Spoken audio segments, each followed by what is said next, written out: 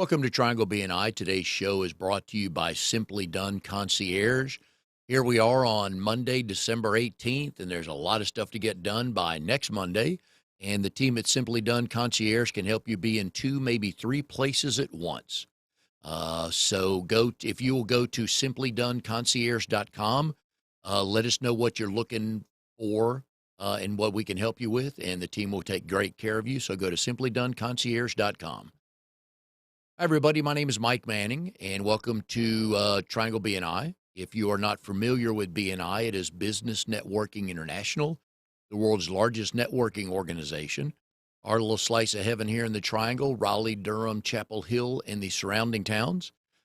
We have 32 chapters and almost 600 members that every week we get together to help each other grow our businesses because we know in return we'll get that back to help our businesses grow. And our local small business success story is Jessi Bloom with Bloomwell Business Solutions. Jessi is a member of Carry Connections. They meet every Monday at 8:15, or actually at 8:30 at Hope Community Church on Buck Jones Road. I was just there this morning with Jessi and the gang. Jessi holds the bookkeeping seat. She's one of the newest members, has made her presence known in that chapter by helping many of the members so far, and knows more to come. So good morning, Jessi. How are you? Hey, good morning, Mike. I'm great. Thanks for having me. Good. Glad to have you here. We're going to talk about a couple things that I learned from you this morning, which I love. So we'll get into that. But love the description on your website. You help small businesses and nonprofits with all of their bookkeeping, payroll, and benefits administration needs. Now, then one of the neat things is, well, let's get to this first. You have a birthday coming up. It is I next sure week. do. Do you celebrate your birthdays? I do, but typically I have an unbirthday in a month like May when I like we've that. done that ever since I was really small. My parents used to do that for me, and we've just kind of continued it along. I mean, typically we'll sing happy birthday and do a nice dinner, that kind of thing. But I'm one of those people that it gets kind of difficult to fit in Yeah. when Christmas is being celebrated and those holidays. So we have an unbirthday. I like that because it is difficult. Everybody's like, oh, your birthday's right around Christmas. They don't realize you get one day of gifts, don't you? That's right. Yeah. And it's really stressful for everybody else. Like, you're already trying to take really Yeah. good care of your family, and then it's hard to deal with somebody's extra birthday Yeah. also. So we Yeah. like to give that opportunity to just space it out. There you go. Well, happy early birthday. Thank you, Mike. And also, your business is coming up on 5 years, That's correct. which is neat because goal number one is always to get to year number two. So the Yeah. fact that you're coming up on year five, congratulations. What have you learned that you didn't think you were going to learn about running a business? Great question. I took my degree was in business administration from UCF. And so I did do a lot of studies about some of the support services that are involved in owning a business and some entrepreneurship. But one of the things that I really was surprised by was how important it is to be a servant leader.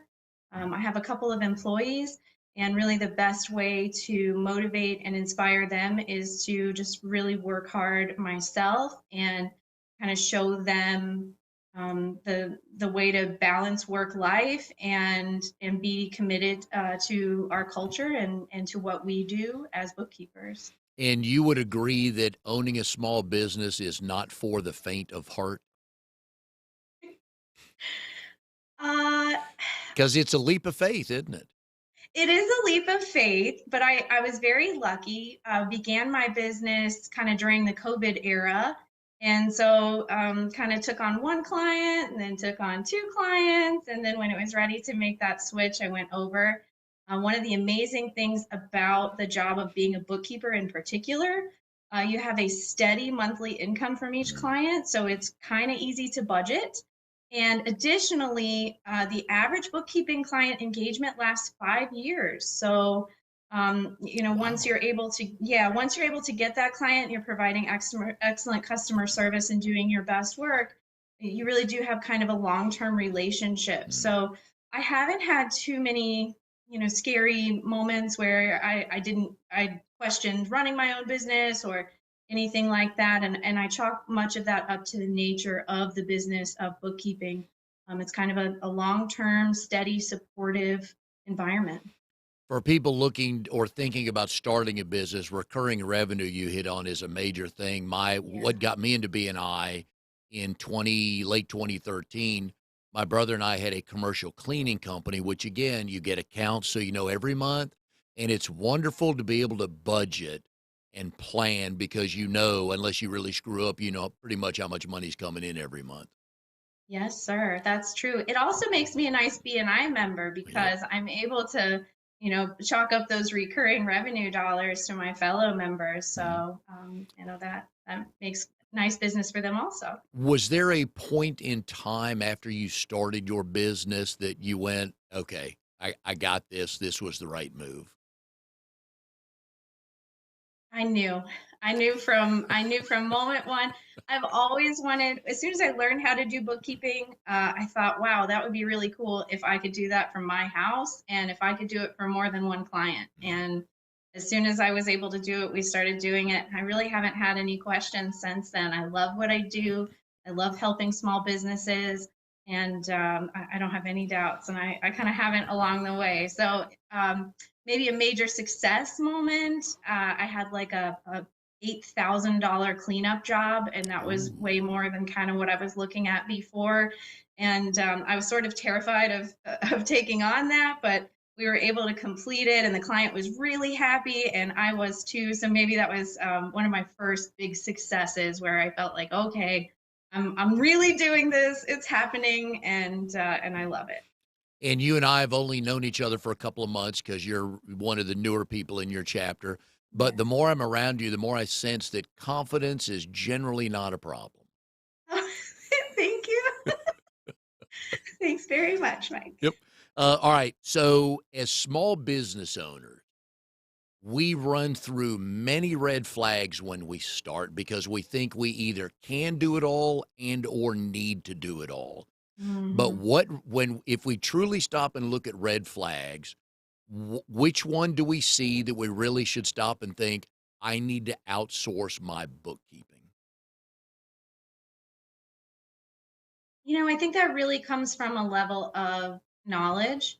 Uh, it's interesting. I work with QuickBooks software exclusively, and QuickBooks has a tendency to tell small businesses that they can just handle all of their bookkeeping themselves. And you can, but there's a lot of things that QuickBooks doesn't teach you, and there are a lot of sort of difficult software things that happen where you have to have workarounds. So can you do your own bookkeeping? Absolutely. It's just that it takes hours away from your regular business. So if you're spending 10 hours a week on bookkeeping, that's 10 hours a week that you could spend taking care of your clients, getting new clients, and just generally, or living your life and adding to your quality of life. So I would suggest that new business owners actually start with a bookkeeper because I can set everything up properly from the beginning. I understand that it's an expense, but the issue is, for example, I have a prospect this week that I'm working with. He's been paying a bookkeeper for 2 years, and there are lots of mistakes. There are lots of issues, and so now they're having to pay me to go back in and fix it. So, if I were to give advice to someone starting a new business, I would say contact a bookkeeper, have them help you set up your chart of accounts, have them give you some classes on how to categorize your transactions and reconcile your accounts if you do want to do your own bookkeeping. And then when you get to a certain amount of revenue, possibly you want to switch over to a service. And prices start around $300 a month. It doesn't have to be that expensive. And you also can add or subtract services as a flexibility. So, you can add invoicing or you can add payables, and that doesn't have to happen all at once. So, your bookkeeping service can grow with your business. I would say start right away. I like that because as a business coach, clients I work with, especially startup clients, solopreneurs usually, We talk about the time, and it's a bad answer to say, "Oh, I'll take care of that when I get home tonight after dinner and the kids are in bed." A, no, that's not why you started your own business, was to do that. And B, that's in my mind, that's when mistakes are gonna happen, like 8:30 at night, you're already dog tired. Yeah. Yeah, I agree. Um, my brother, is a serial small business owner, probably since about 1995. And he's got 2 kids, and one of the things he raised them on is at some point in time, you're gonna have to pay the price. So going back to your explanation earlier, do you wanna pay it on day 1, or do you wanna pay that big $8,000 bill 2 years down the line? Right. Yeah. That's true. And, I'm sure you get people that come to you is like, I don't know, I have something, but I don't know what I have."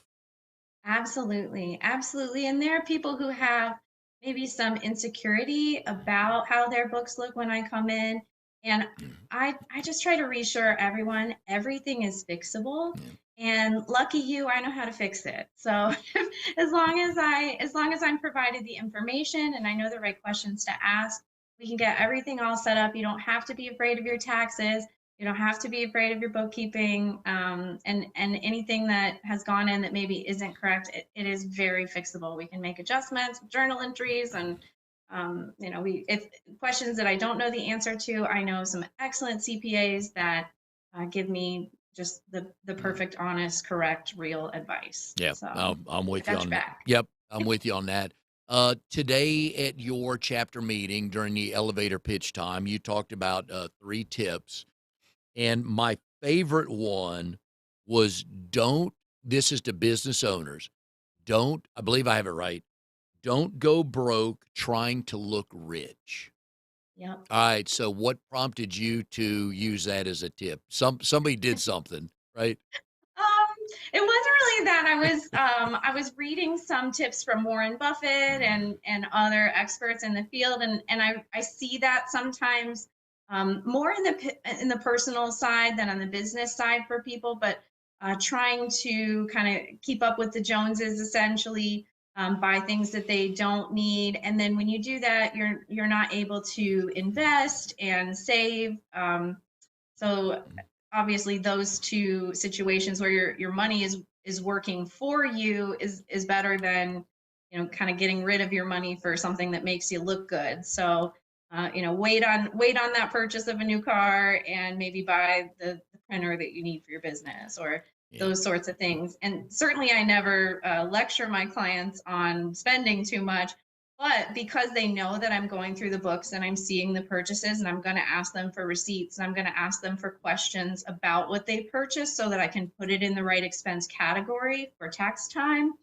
I think for clients, knowing that they have someone watching their back on their expenses is that little added Yeah. measure of accountability. And that helps. That helps make good decisions. And I agree with you because there's a lot of times we should be asked to justify our decisions. And with your bookkeeper, that's one. It's like, Mike, why did you buy that new car now? And if Yeah. my answer to you is, well, that means I didn't, in my mind, that means I didn't have a plan, Jesse. Well, and hopefully, so I meet with clients every month to discuss their financials. And hopefully, we make a plan about Yes. things like that, especially big purchases. I love to help clients plan for the future. Mhm. When we first sign on, I ask them what are their goals and what are their pain points. And we try to measure in both directions at that monthly meeting. How are we progressing toward our goals? And how are we doing with the original pain points? And do we have new ones? Because there's always something that's constantly changing. And the other thing about small businesses that we were talking about, and I see this in my own business as well, you were saying that you need to justify your expenses sometimes. Well, when you're the boss and all of a sudden the buck stops with you, Mhm. there's really no one to put you Yep. in gentle check like that. And I'm glad to do that. Oh, yeah. No, there's, because there needs to be, there in my mind, numbers need to be hit to trigger things. So your goal could be, if you're working with somebody, Jesse, my goal is if I hit this number in sales, it'll mean this much in profit. I'm going to buy my new vehicle because I'm in it all the time and this one's getting really old, but they've identified a number that need to be hit instead of I'm going to go buy it because I need it. Well said. Yeah. The other thing I like to advise clients on is allocating a percentage of their income to the different areas. So we try to save between 15 and 23% for taxes. Mhm. So just essentially every time you're making an income deposit, I'm transferring over 15 to 23%, depending on what we've discussed in our monthly meetings, into the tax savings account. So when it comes time for the end of the year, we're going, okay, time to file the taxes. I've got plenty of money to Mm. pay it, and then some extra for next year as well.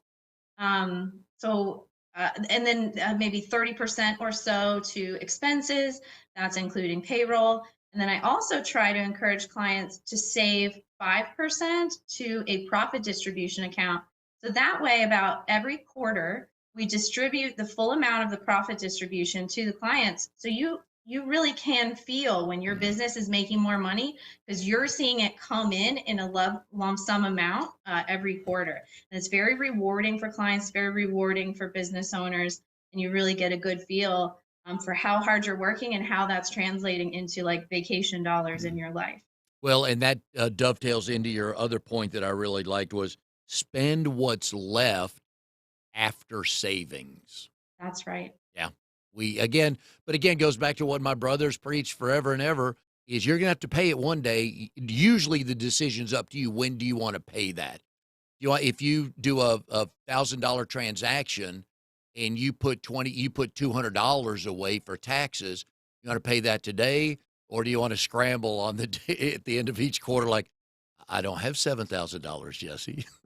That's right. And there's a sense of timing to that too. Let's say you do want to make a big car purchase and we make that purchase, but then the next month you want to buy a new printer. Well, Mm, we're not there yet. yeah, We will get there. And yeah. that's another thing that I can help guide clients on. And that is something that sets me apart from the other bookkeepers that I've been in contact with. I find a lot of bookkeepers who are tax accountants and they'll keep your books and then file your taxes, and I've chosen not to go that route. I really enjoy being the first watch for clients' books and then passing that off to an accountant who can then be the second, Mm, reviewer and preparer for the taxes. So you really have a double security system that everything is looking right. Because it's just the worst when you have to pay penalties, fees, and interest on top of taxes. Man, that's a bummer. So I yep. really try to help clients avoid situations like that. And the service that I provide additionally to bookkeeping is advisory services. And so we will analyze your profit and loss statement. We will forecast your income for the next quarter. We will budget how much a new employee is going to both make and cost you, and the timing again, when is the right time to do that. And it's just nice to have someone to bounce those ideas off of.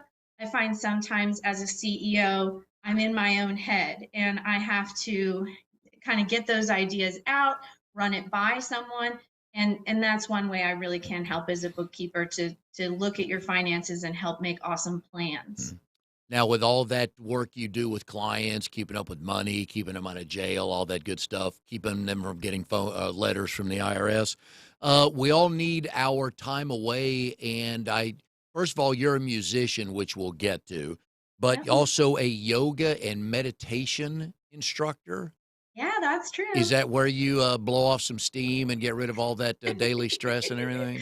Absolutely. I try really hard to be very zen, and that comes from yoga often. I think meditation is such a great way to silence some of the mind chatter.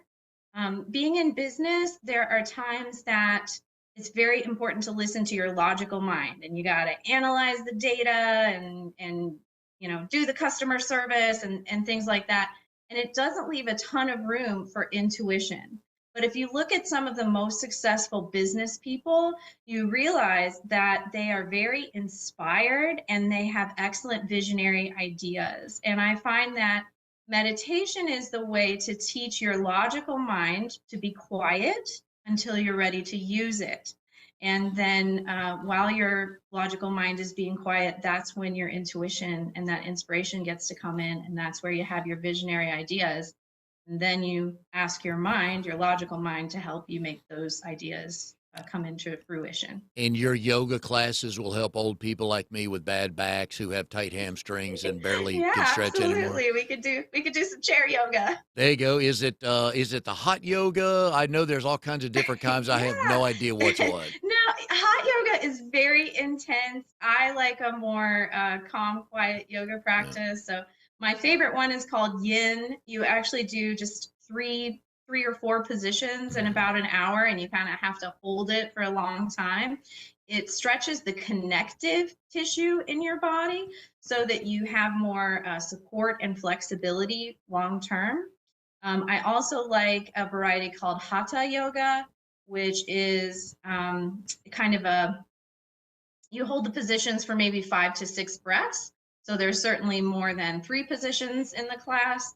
That particular practice has a lot to do with balance. So you will both do some sort of challenging, exciting sorts of poses, and then also some relaxing, regenerative, uh,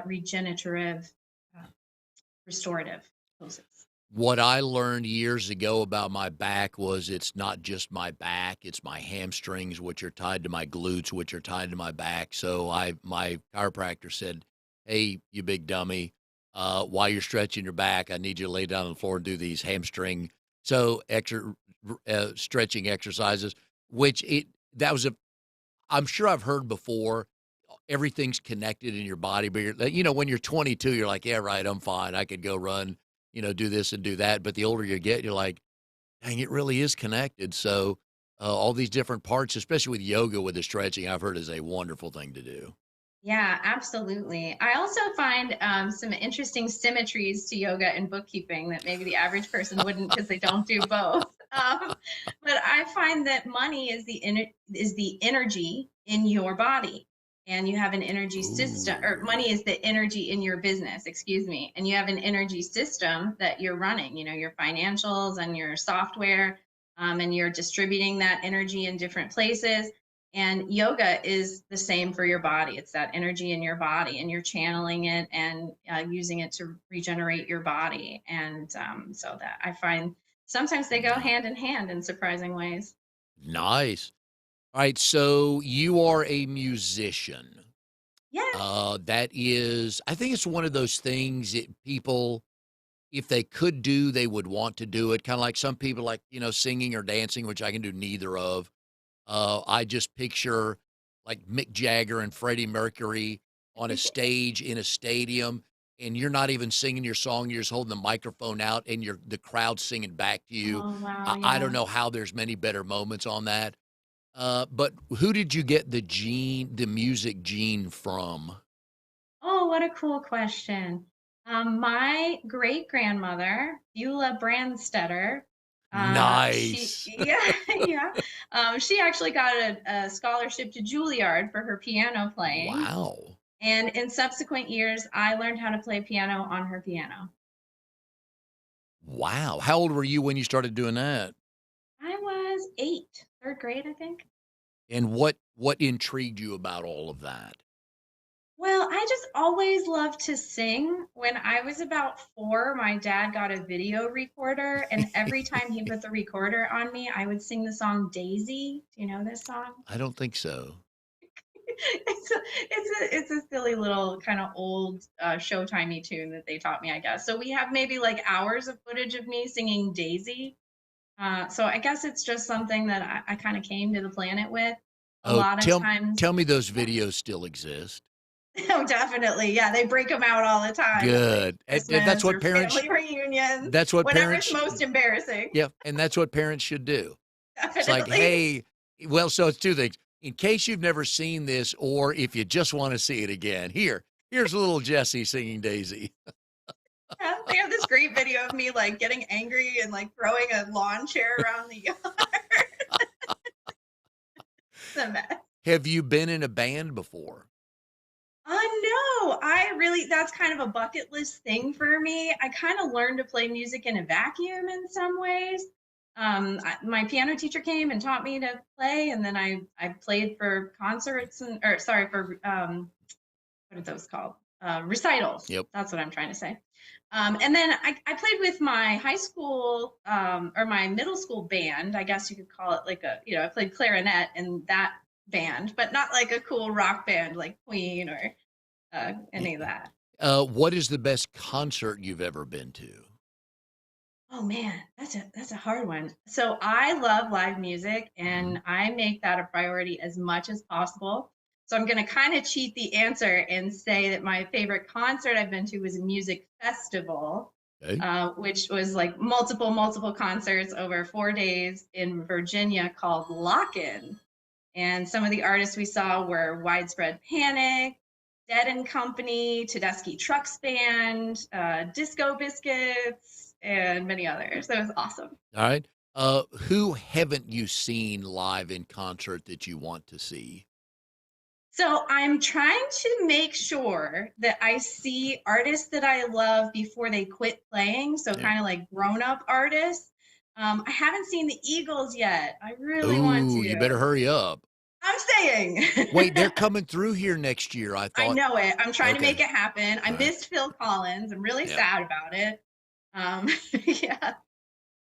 My first concert I ever went to was I went to Millbrook High School here way back. Oh, wow, you're local. Oh yeah, way back before your parents had even met. That's how old I am. Okay. Silly. And it was the Doobie Brothers. I Yes. love the Doobie Brothers, and so I'm there with my date, a very nice. I was on the tennis team, and all the other athletes went with the gymnast. We had a good time, um, and she's sitting next to me, and then she nudged my shoulder. I'm like, "What?" And she handed me what is a doobie, which I did not know what that was. That's oh god, that's how bland I am on learning stuff. I'm like, yeah, I'll pass. So I handed it to the next guy, and he just took a big old hit off of that. But that's the first time I'd ever seen that knowingly. I'm sure I saw it in school before, but yeah.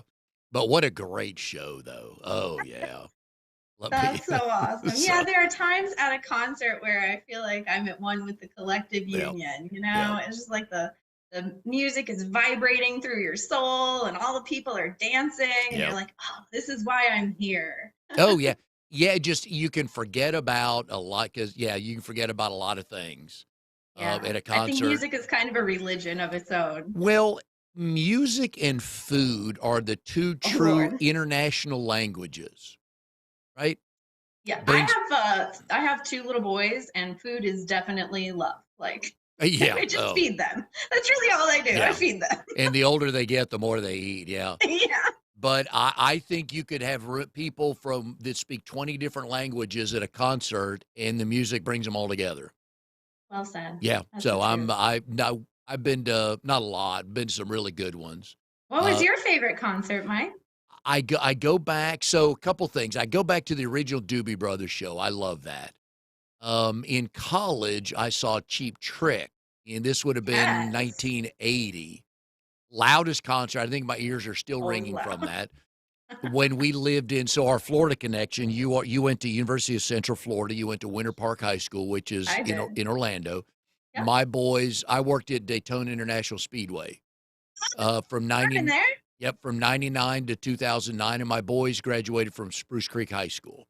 Okay. Oh, wow. Small world. So we got tickets. This was around the Pepsi 400, so it was 4th of July, and Mm. this really good young country artist named Toby Keith was playing. Oh, And we were wow. fans of Toby Keith. I got tickets. We went there, and he had this opening act, this tall dude with a nasty, ugly mullet, Blake Shelton. Yeah, before Oh, we had ever heard wow. of him, it was like, interesting, okay. Oh my gosh, Yeah, but that's so great. Toby Keith was a good show, but the Doobies, man, just live. We were sitting on the floor. I have no idea how I got tickets there. I'm sure the tickets back then were like $9 back in 19 that Wow. because that would have been 70, I think 78 maybe. But yeah, love Do you that know show. who's still an epic performer? Is Steve Miller Band. Love that I My saw them at Red Hat a couple Yep. years back, and we were dancing in our seats. It was so much fun. Yep. So I have 3 grandkids, and I sing to them. I don't sing to Oliver as much anymore because he's 5, but he was little. He went through the same thing that Maggie, his sister, and then Cortland, his cousin. Maggie's 15 months, Cortland's 11 months. So when I hold Oh, them, I talk to them and I sing to them. And The Joker is one of the songs they all have heard from me. Love that song. Love that my song. brother and sister joke that like the picker is like picking their nose. Yeah. Hey, it's all in interpretation, right? Yep. All right. So one of the things I've learned about you. Oh, by the way, you have 2 boys. Did either of them get that music gene from you? No. Did The 16-year-old, we guilt tripped him into playing piano for a few Yeah. years, and he put up with it. He also picked up a trumpet and got pretty good at it. Oh. But his new love is lacrosse. Yeah, you can hit people with a stick. I kind of like that. Run around. Yeah. Yeah. You know, it's so funny. The first time I watched him play, he was really small compared to all the rest of the Mhm. kids on the field, and he was not played very much because he hadn't done it much. And they finally let him on the field, and somebody took the ball from him, and he followed them, just hitting them with a Yep. stick, just whacking them. Yep. And I thought, oh my God, this is his sport. He's Mhm. been doing this to his brother since he was Yeah. 3. This is perfect, and he loves it still. Yeah, and he wasn't getting yelled at because you could do it. Yeah, it's fine. I know. Did either one of them get this love of math and numbers? Oh yeah, actually both of them are really scientific and math oriented. And actually both of them are excellent cookers and Ooh, bakers. good call. Yeah, it was so exciting this year. Every year they complain about the food at Thanksgiving. They Mhm. don't like any of the things. And typically I just deal with them whining. But Mhm. this year, both of them cooked a separate dish. Nice. One made smoked mac and cheese, and the other one made mini chocolate cupcakes. Nice. Mhm. Here's our first bit of advice to parents listening. If you have boys, I can't speak for girls because I only raised 2 boys. Me too. When the boys leave your house to go to college or trade school, or when they finish high school and they move out, make sure they can do their own laundry and they can cook somewhat, That's because they'll right. be much more acceptable by the people who want to date them if they can do both. But more importantly, they can live on their own. They won't bring their laundry back to your house. I always tell them that they need to be good husbands, so they got Yes. to figure some of this stuff out because I want grandbabies. Yeah, doing laundry is not hard. Just don't put the reds in with the whites. Other than that, it's tough to screw up. So learn to do your own, especially when you're 16, 17 playing sports and they're a lot smellier than the other clothes in the house. Yeah. I keep deodorant in my car. Yep. We'll put it that Oh, way. yeah. Yeah. Pick them up from practice. Oh, yeah. I remember those days. Yeah. Just spray them. Yeah. Yeah. Thanks, Mrs. Bloom. Right? One of the kids would always do that. Right? All right. So, you were the 10-minute presenter a couple weeks ago when I was visiting your chapter. And one of the things was talk about something someone doesn't know about you. And you actually sing live at funerals. Yeah. How did that start? Yeah. So when I first learned bookkeeping, I started at St. Bernadette Catholic Church Mhm. in Fuquay. And I was also a parishioner there. So it was normal for me to be at services. And the music director mentioned that sometimes people sing for funerals.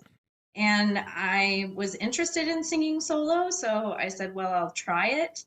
And I ended up just truly loving it because I felt like um, not only was it a joy to my soul to be able to express myself through music, but then also I felt like I was comforting people. Yep. And you would be amazed, just so many people would come to me afterward and thank me, and Mm. I would try to be supportive to them about their loss, and we would have some really great conversations, and it ended up being just one of the more beautiful things I ever did in my life, which was very surprising. Funeral Yep. singer doesn't sound all Yep. that romantic, but I really loved doing it. No, So but it is part of it. I'm with you. Having gone through, yeah. but both my parents are gone. Having gone through their funerals, there's our moments where you, yeah, where you want some more connectivity there. So I'm Yeah, glad it's you do that. true. Thank Do you. you dabble in writing music? I would love to, and occasionally something cool will come, but it isn't something that's come naturally. So it's something that when I have the time, I would really love to take maybe a class Mm. on. I'm truly obsessed with Tom Petty's writing, for Oh yeah. example. Something, I got to see him live, by the way. Oh, so good. Yep. So okay, not to like distract, but this was my favorite rock and roll moment in my whole life. At the end of the Tom Petty concert in Memphis, everybody was starting to leave the stadium, and I was still standing there, just like taking in the Tom Petty of it all. And he looked out into the crowd, and I made the peace sign, and he made it back. Very Tom nice. Petty gave me the peace sign. There you go. I'm a Petty fan, but I love the Traveling Wilburys. I'm a Yeah, big Roy definitely. Orbison, How man, could what you a not? voice. Yeah, Yeah. but they only have a couple videos out, so every now and then I'll get on YouTube, I'll be sitting home, it's like, I need some music, and I'll pop up one of theirs, Yes. and it'll lead to others like that, but yeah, yeah, Petty, Yes I to I that. bet that was a Yeah. good So show. I would definitely love to like channel my inner Tom Petty and Yep. someday write like a really simple, awesome, meaningful song. Well, your boys probably have uttered a phrase at you that's like, "Man, hang on a sec. I think I could write something on that." Right? Just again. I'm glad you said that, Yep. Mike, because it just came to me. And the phrase is this: my oldest said to my mom, Nana, you don't let me remember it exactly. It's okay to be scared, but you have to be brave. Nice. That's a song, right? That's That would the be a hook for the song. song, I'm gonna absolutely. give you credit for that Yep, song when it makes millions, Mike. right? Thanks for So that. if you write it, you can find somebody to put it to music, but if you get the words and you write it, but yeah, that's how things start. I love, You're right. VH1 used to have a show called Storytellers, I don't know if they still have it. Oh, loved it. Yep, yep, Definitely. and Billy Joel was on one day, and they were Oh, asking love him him. about, yeah, me too, saw him in concert by himself and then with Elton John. So Stop it. that was oh, yeah, in Atlanta, that was really Wow. good. But they were talking about, hey, the song, Italian Restaurant, and he Yeah. goes, "I had everything written, but I didn't have the opening line, so I was stuck, it wasn't going anywhere yet." And whoever he was married to at the time, this is probably back in the '70s, we're at a restaurant, and the, waiter walks over and said and just put in front of us and said, "Bottle of red, bottle of white," and he goes, "That's when I knew that was the opening for that song," but that's how that happened, yeah. Wow. And Yeah. it's so iconic too. Oh, yeah, huge, but that's again, Yeah. your son just gave you the hook for a You're song. Yep. right. You're right. And it also goes back to a point that we talked about earlier where so many times the most exciting, important, inspiring things Mhm. that happen in your life just kind of arrive or Yep, materialize from your intuition or from inspiration or from somebody at a yep, restaurant yep. and you're just awake enough to like pick it up. Mhm. That's awesome. That was such a cool Oh, story. I yeah, love love that. the stories behind songs, but we could do a whole whole 'nother show on that. So real True, quick true. before we go, one of the neat things that I took from you a couple weeks ago when you were the presenter, which I admired the hell out of, is that you only hire women. Did I get that Yes, sir. correct? Yes, sir. I love it, and what makes you want to do that? Um, I think maybe having gone through a divorce and being a single mom and then needing to find work, but I had 2 kids and sometimes my kids like needed to come home from school because they were sick or I needed to leave early because the bus route didn't work and there were all these other extra needs that I had that my ex-husband didn't have to take care of. And that's totally fine and that's just sort of the way of things, but I just thought, when I'm at a place where I can offer employment, I want to help women. I Mm, want to help people like where I was. And then also having boys, I always say that I'm raising men who love women yep.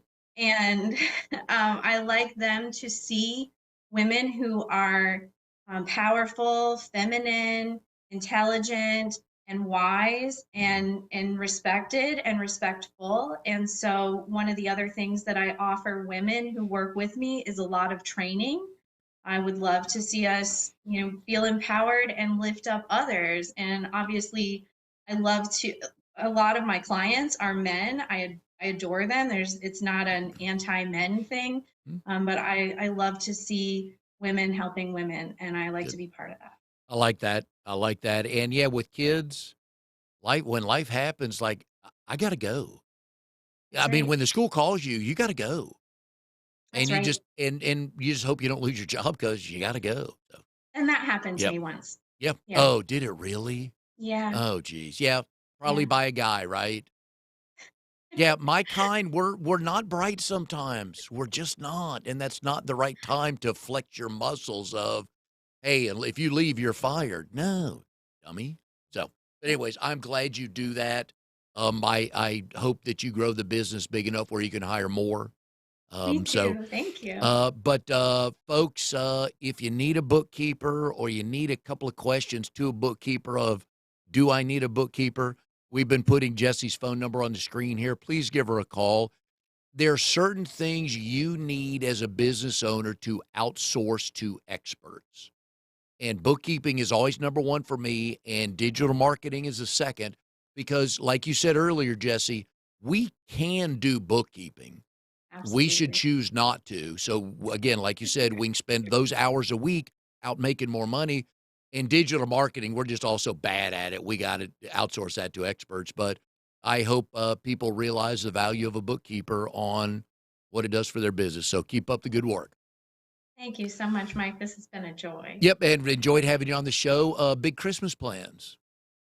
Oh, every year I throw a giant Christmas Eve party. Why am I not So surprised? Why am I not surprised? With it's so games and kind. fun everywhere, right? There will definitely be Christmas carols and games. We do charades and eat Italian food of all things. And Nice. All right. Now, yeah, so how gotta get many hot on that. how many years have you been doing this? Almost 10. Nice.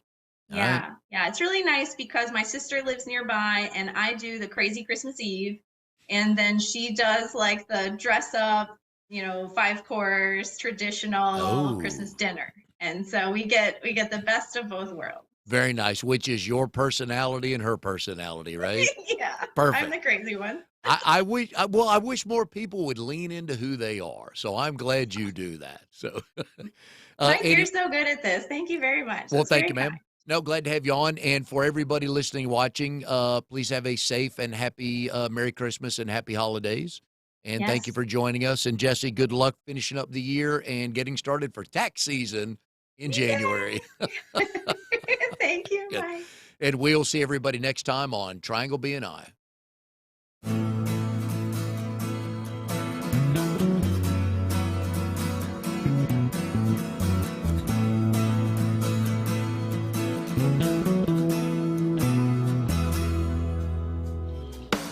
You are tuned to the Nissan Communications Network. If you tuned in too late, you can always watch each program in its entirety or download an MP3 audio file of it in the archives section at nissancommunications.com. Don't forget to subscribe to our YouTube channel, follow us on Twitter, and like us on Facebook.